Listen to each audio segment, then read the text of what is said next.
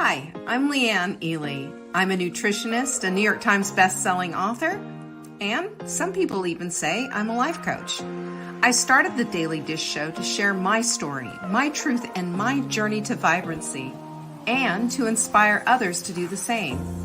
Because it's all about grit, perseverance, and finding a way despite the odds.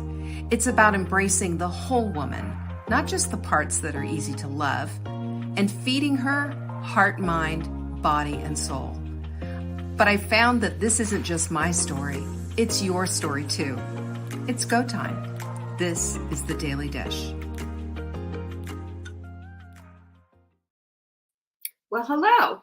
It's Tuesday. How many of you are ready for the live Daily Dish? Well, it's happening right now. So welcome. I hope everybody had a lovely Memorial Day weekend and that you remembered why we are having Memorial Day weekend, to celebrate those who gave the ultimate sacrifice. So anyway, I'm just, it's always a sombering day, isn't it? Jocelyn, hello. It's good to have you here. Alice is in the house as well. So we have the beginning of a party here, people. All right. So anyway, I'm very glad that you're here, and there's just a ton going on, isn't there? Jackie, hello. There she is. Jackie's in the house. Everybody.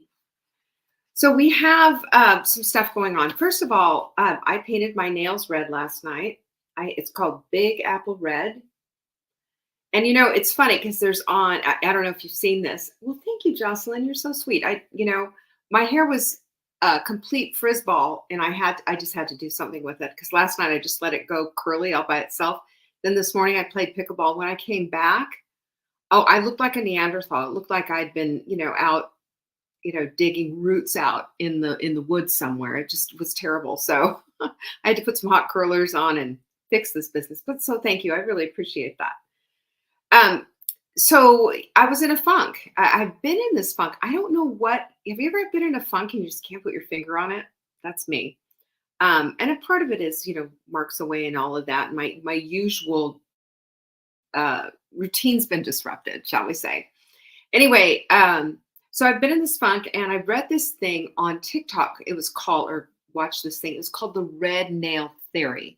And the red nail theory goes like this. It's short red nails. And the theory is this is an attractant for the right man coming into your life. Now, truly, I don't want any man coming into my life, just the one I got. I like the one I've got. Okay. So that's not what this is. But I thought to myself, if red is an attractant, it's big in feng shui as well. It's big if you know anything about feng shui, which is really fascinating kind of a thing, by the way. And red is my color. I love red. I love hot pink. I love anything in those colors. And I thought, well, this is an attractant to take me out of my funk. That's what this is. My red nails are going to take me out of my funk. So that's my red nail theory, y'all. I just thought I'd share that with you because I just needed that. And I'm really, those of you who are here and who are live, I really believe that this show, I attracted you in with my red nails because this show is meant for you. You might need this. I need this. It's a big problem. It's a big issue. And I hope today has some big implications and some help. It's about worrying. Okay. We'll talk about it. So several things are going on. Number one, the sprint is starting on Monday, right? Isn't that June 4th? I believe that's June 4th. The sprint is starting on Monday. Are you ready? Do you have everything that you need? Do you have your sprint kit? Do you have your sprint guide all printed out? Are you ready? Have you watched the webinar? You go to savingdinner.com/sprint webinar to get all that stuff. But I just want you to join in on this. I saw another interesting video, and Mel Robbins was interviewing Dr. Hyman. And, he's an interesting character, of course. I like a lot of what he says. He's kind of a weird dude, to be just honest with you, but that's right. Okay, group sprint Monday, June 3rd. Okay, I've got it wrong. But all the details are right there at savingdinner.com/sprint webinar. Okay, just go ahead and make sure that you get into that. Anyway, so Dr. Hyman. And he's talking about, and I'm sure it's a promotion for a new book, but he's talking about how in 10 days you can change dramatically the whole way that your body does business, and that you can almost dramatically 70% heal it. Isn't that interesting? Because his whole premise is that you become what you eat, and if you're dealing with a list of things, it's because of what you ate. Duh. That's how we talk. And then I thought to myself, okay, so he's saying this 10-day thing. I'm saying 7 days, and it's free, and it's the Hot Milk Sprint. So go get on it, right? I think our Hot Milk Sprint is probably the most anti-inflammatory program on the planet. It was designed to be that way, and it's designed to hold you up and to give you exactly what you need. So please go get it. savingdinner.com/sprint webinar. We start as a group on Monday. Okay? Keep that in mind. The other thing is Fiber Mender is our supplement of the week. You get this big tub of Fiber Mender. This is 4 different types of fiber, which each fiber has a particular job that it does in your body. And, you just don't have to tolerate having bad digestion anymore. And as a matter of fact, if your digestion is bad, if you're constipated, if you're bloated, if you're this, if you're that, chances are really good, really high that your fiber isn't on point. And don't forget, your fiber and your hydration go hand in hand. Because if you're putting all that fiber in and not drinking all that water, just think about what happens to your garbage disposal if you stuff a whole bunch of stuff in there and not run the water and not turn on the switch, right? Because you turn on the water before you turn on the switch. That's how your body is too. Keep that in mind. So hydrate like you mean it. The last thing is we have a Take Back Your Body 2024. I am so excited about this because I'm putting together some materials, all of our materials, these are all ours, that is going to help you to move the needle in your life. My premise on this whole thing is that it's not just about your body, but your body is basically foundational because it is the thing that's going to carry you through all of this life of yours. And I can't even tell you this is going to move the needle for so many people. I think what happens oftentimes is that we say, well, I'm okay with just the way I am. Okay, good. But are you optimized? Do you feel your best? Or are you going through the day with all these aches and pains and complaints and this, that, and the other thing?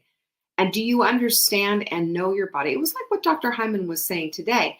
If we understood how much our bodies want to innately heal themselves, and if we could just put the right stuff in, we're going to get the results. Guaranteed. Doesn't mean that we're going to just have like one healthy meal and everything's going to be fixed. That's not how it works. But I just thought this is exactly what it is. So take back your body. Yes, it's about taking back your body, but guess what comes with your body? Your heart, your mind, and your soul. And when your body is feeling good, you've got the foundation set. And then we start to deal with our heart, mind, body, and soul. And Take Back Your Body workbook, it certainly does all of that. Plus, we're working with the Carousel of Crazy. We're also working using the Ultimate Sprint to get our diets really dialed in. And I don't mean diet in the sense of diet as in how we eat.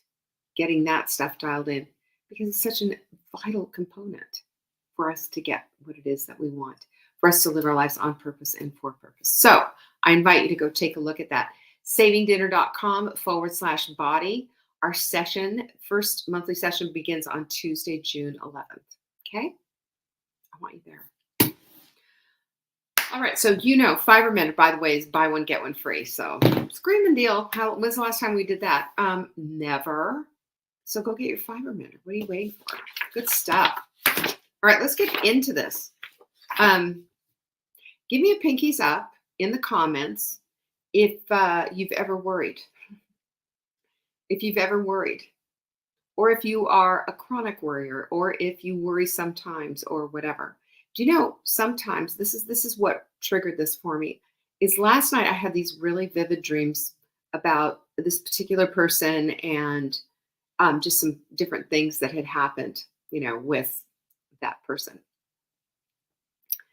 And I thought to myself, isn't it interesting? Because I don't see myself as a worrier. However, worry shows up in other ways. Sometimes it doesn't show up in actual hand-wringing worry. It just shows up in what your subconscious is doing. And that's, I mean, that's what your dreams are doing, is presenting themselves like that. Your subconscious too is your body, really, because we bear a lot of that stuff inside of our bodies. So I want to start really talk about this because not only did I have that dream last night, but on Monday I was watching TikTok, and and I wish I could give proper credit, but somebody said this quote that just made me go, "Whoa, this is exactly right. Worrying is worshiping the problem." Did anybody else get a cosmic 2x4 from this, or is it just me? But worrying is worshiping the problem. So, I mean, it's true. That's exactly what it is, because this encapsulates the essence of how worry can dominate our lives. It can dominate our lives and become central to everything it is that we do. It overshadows our ability to focus on other things like solutions and constructive actions, so that we're not in this constant worry treadmill. Yeah? Does this hitting home for some of you? Golly, it did me. So I want to look at this because I want to break down how truly insidious worry is, what it does to your psyche, what it does to your health, and how we can break free from it.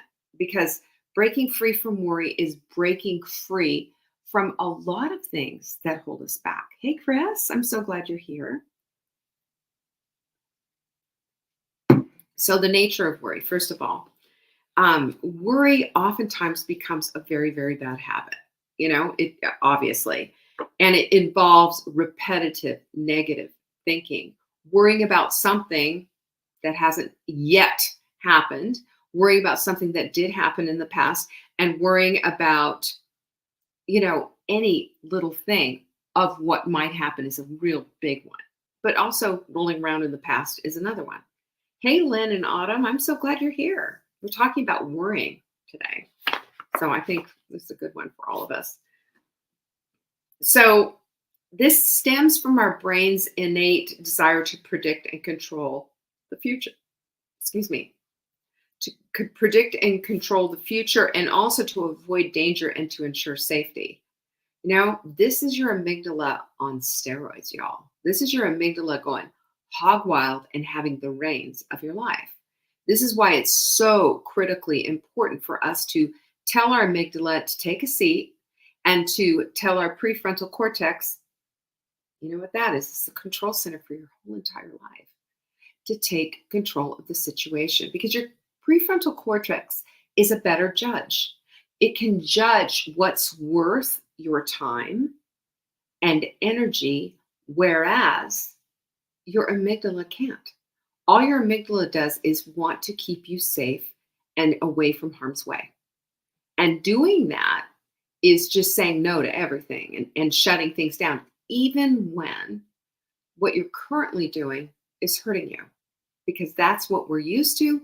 That's what your amygdala knows. And this is why we go into these dreadful cycles of depression, of worry, of anxiety, of frustration. They all follow one another. But the seed oftentimes is worry about something that hasn't even happened. But just thinking about it is what brings the entirety of all of this stuff.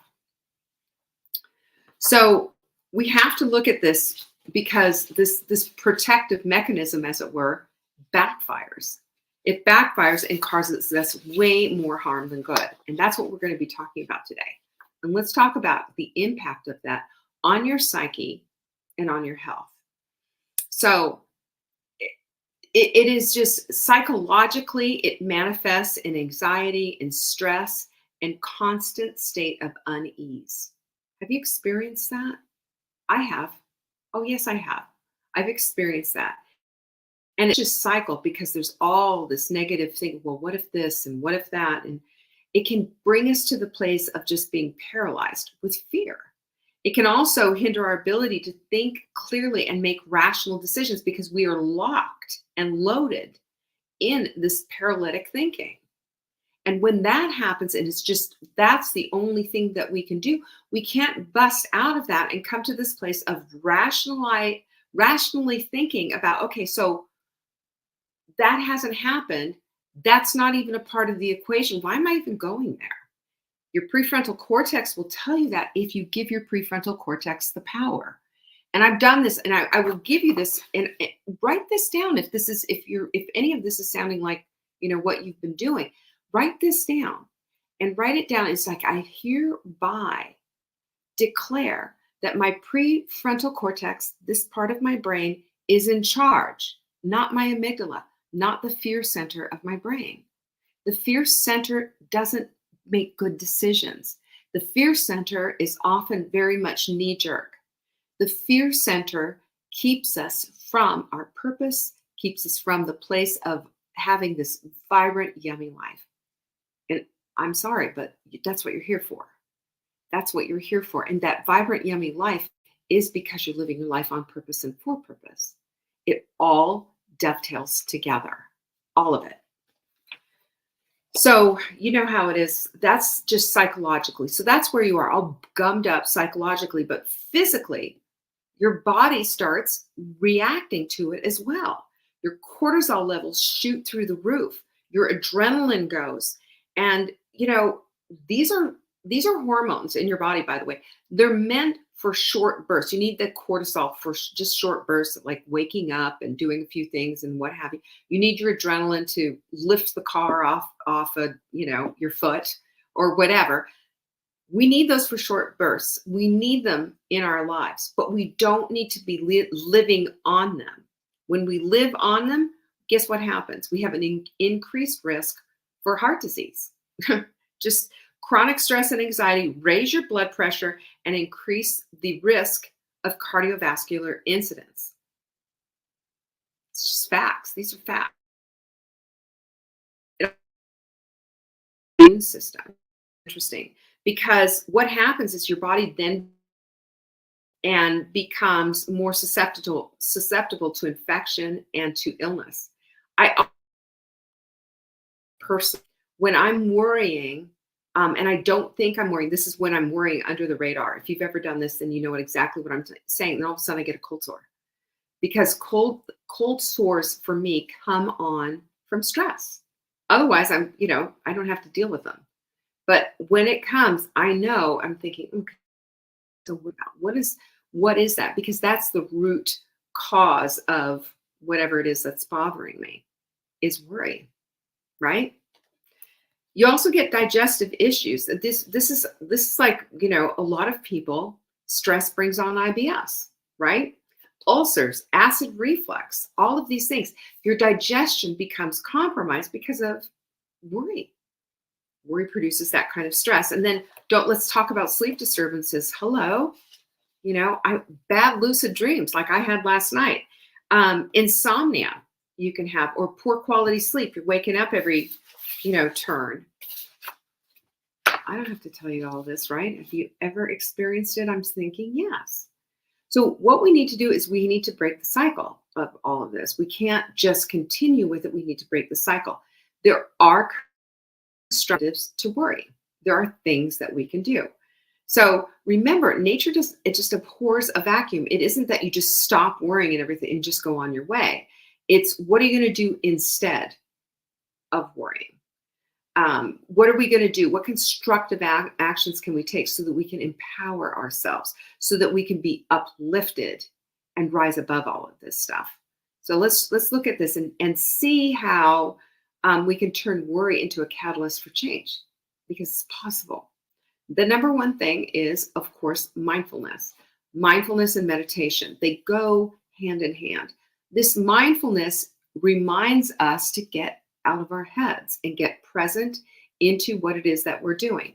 They calm our mind. They reduce worry. They reduce stress. This has been proven scientifically over and over and over. And we push back on it because I don't know why. So many people do. It blows me away. Pushing back on this, why? Because this is free. It's easy to do. It's easy to squeeze into even a hectic, busy life. You can take 10 minutes to have a meditation. You can remind yourself all during the day to be present. Number two is to engage in physical activity. Say hello to your friends. Endorphins. Endorphins come to you through physical activity. You can't get them any other way. And they make you feel good. They calm you down. It's natural stress reliever, bar nothing else. Plus, did you know that this is the number one way to prevent dementia later on in life? Number one way. You know, genetically, we could be handed all kinds of stuff, y'all, but it doesn't mean that we are going to be going down that path. There are things that we can do to combat that. This is one of them. It reduces anxiety. It improves your mood, and it's choosing your different exercise and doing a bunch of different stuff. Today's my day. Well, I did pickleball this morning, but I'm not going to lift weights. I'm going to do a bar class. So there are different things that we can do.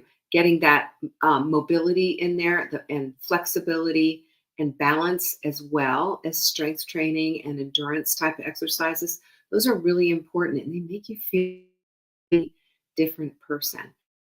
Put you back in charge of your own life, because there's a calmness that's what those endorphins do. It just weaves it right through your body. It's unbelievable. The other thing is to cultivate gratitude. Now, I will tell you a couple of fun things that I've been doing lately. And one is meditation walks with my dog. Now, I don't like doing them too much because I need to be aware if I'm taking a longer walk. There's bears out there. There's literal bears out there. So I want to be aware of what's going on and not just have earbuds. But when I'm just doing a small, mile and a half walk right here, just to give the dog his exercise and throw the ball and all of that, I'll be doing that. I'll be throwing the ball and having a meditation in my ears and walking at the same time.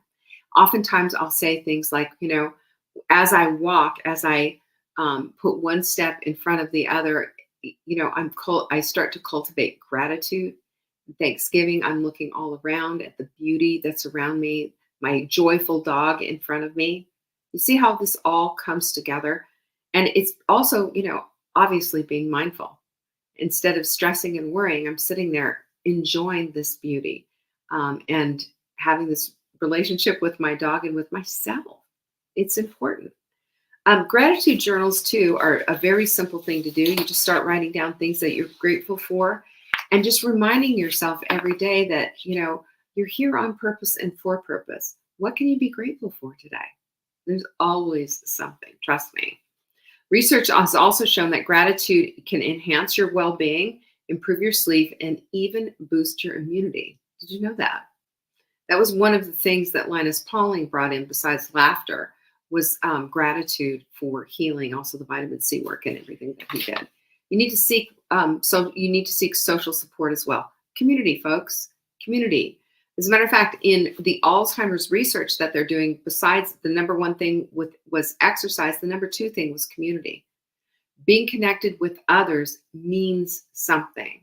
Oftentimes, somebody else has a solution for you. It doesn't mean that you're going to get together in a big group of people and just say, I'd like everybody to just sit down and listen to my problems for a minute and offer me solutions. Doesn't mean that at all. It just means that it gives you this sense of security and belonging. It's so important. Belonging is important. This is what we're made. This is our DNA. This is the way we have been created by the Creator himself, to want this connection with others. And then, of course, from there, you develop a deeper connection and a deeper sense of friendship with others. And this is when you can open up and talk about things and get maybe a different perspective. But you can't do that first without the connection or the community. And, no man is an island. No woman is an island either. We need that from one another. Be here for one another. The other thing is to set goals and take action. Do you know why? Because when you set goals, you're affirming your worth. and you're affirming your belief in your dreams, and all you're doing is creating steps to go with it. As you do this, it helps you to start leapfrogging over that uncertainty, because that's right. That's what worry is a lot of times based on. And not only will this reduce worry, but it's going to build your confidence. It's going to build your resilience, and it's going to help you to see that what you're obsessing over really has no root in your life when you make a decision that it doesn't. We have that much power. That's the whole thing that I want you to see, is that you do have that much power. You do have control over your thoughts. You do have the power to shift and to choose different thoughts. All of us do. Is it easy? Maybe not. Is it simple? Yes. It's a complete shift. It's a swapping out. But it's something that we need to do. And there's science behind all of this, y'all. Science behind all of it. There was a study published in the Journal of Clinical Psychology. It found that mindfulness-based stress reduction significantly reduced symptoms of anxiety and depression. Now, if you've suffered from anxiety and depression, it's rooted in worry. And if you start to do some of these things actively, taking action on them daily, you will see your stress and anxiety to start to diminish, because it works, right? There was another study of the American Journal of Lifestyle and Medicine, and it highlighted the positive impact of physical health on your mental health. So it shows reductions, again, in anxiety and depression symptoms. Funny how that whole thing works. So let's just look at worrying is way more than just a bad habit. It's a thief, and it robs you of your mental space, your energy. It robs you of your ability to seek solutions, and it paralyzes you. That's what worry does. So when we understand the detrimental effects to worrying and we adopt these ideas into our lives, we can start to see some progress go that way. But it takes a minute. We can't live in the past. We can't live in the future. We need to be present and mindful. And then that's going to help us to reclaim our peace and live a more vibrant and purposeful life. And remember this, you have the power to shift your focus at any time. At any time. And it's only you that has the power to do it. I can't do it for you. Nobody can do this for you. Nobody makes you do anything. You choose to do something. So if you can change your worry into a force for positive and for good, can you imagine how your life is going to be way more vibrant?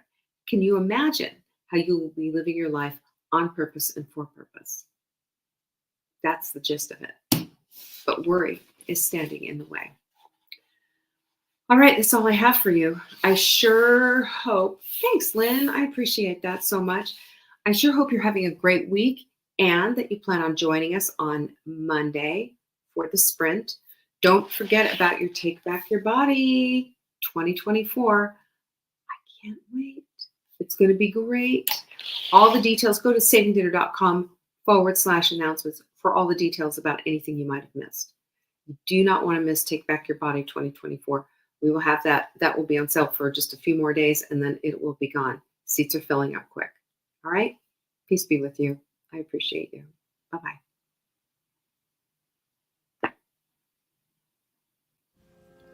Thank you for joining me today. You can find me on TikTok for daily tips to help support your most vibrant life. And remember, you are the author of your own story. Until next time.